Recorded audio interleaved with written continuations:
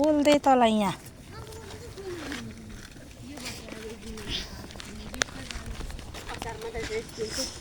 पानी लिएर हिँड्यो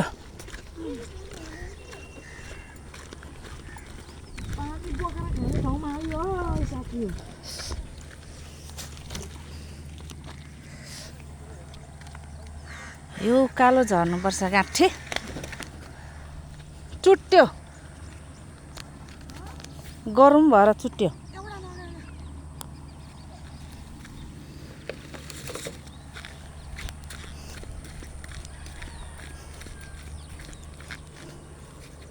लुजा